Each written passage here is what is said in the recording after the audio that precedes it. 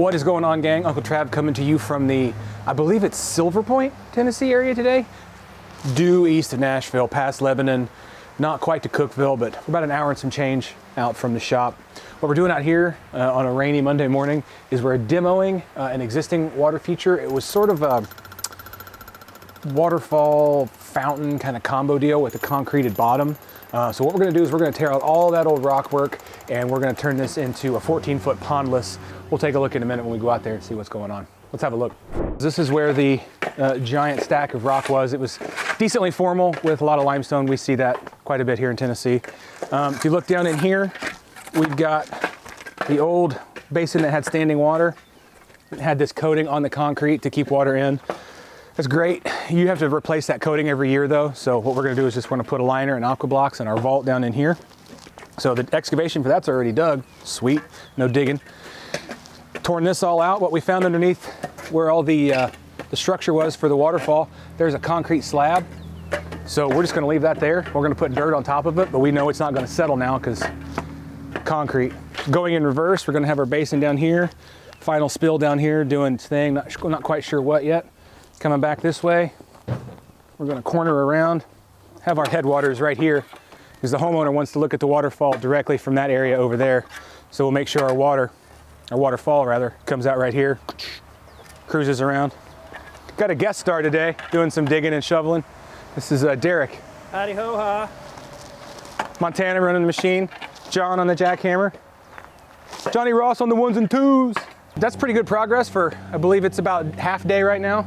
Our goal for today is going to be get this super cleaned out so we don't have any obstructions for our liner.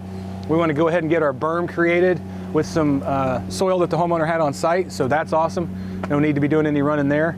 And we are kind of trying to outrace Mother Nature, so I think best case scenario would be to get the liner in here today, but we'll see what happens. Stay tuned.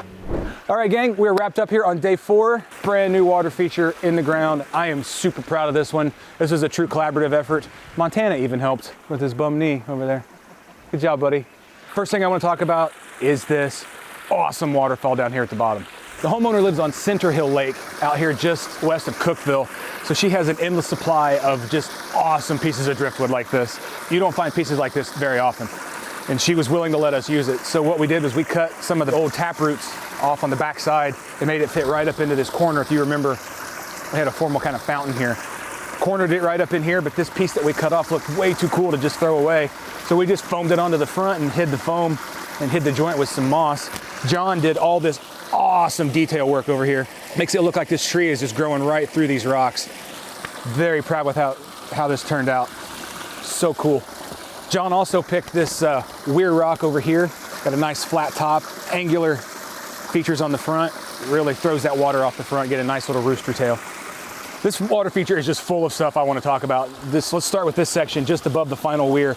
Just took a nice little cedar log and laid it right across. It just helps back this water up a little bit so it comes forcing down through there. Up next, I used this other cedar log that she had. I used it as an edge treatment. It had a nice little root sticking off the bottom. And I just took this extra rock and brought it in a little bit and did a nice little, well, it's a wider choke than we normally do, but it helps back that water up there. Keeps that kind of calm and a little thicker, and then it rushes right through here down over the bottom. I really can't say enough good things about this water feature. I really am pleased with how it turned out. I love it when the water does what I want it to do, but I also love happy accidents, and that's what this guy was. Montana picked this rock because it's got a built-in framer on it, and he wanted to see water moving over that, which I couldn't agree more with that. What I love about this is how the water falls between the two rocks right here, but then also over all 3 of them.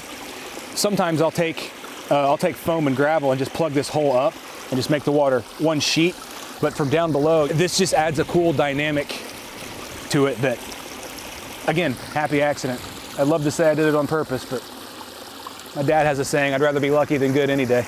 There you have it, gang. 14-foot pondless, up and running, tying everything in, finishing it out with landscape and mulch. Had a little bit of extra mulch, so John's going the extra mile and just burning the rest of it up over here in her iris and her daffodils. We are gonna get out of here and get ready for next week and the week after. In the meantime, you can do me a favor. Like, follow, share, subscribe, leave a comment in the comment section below and let us know what you think. What's your favorite part of this water feature? And more importantly, where do you want it in your backyard? Uncle Trav, I'll see you next time. Cheers.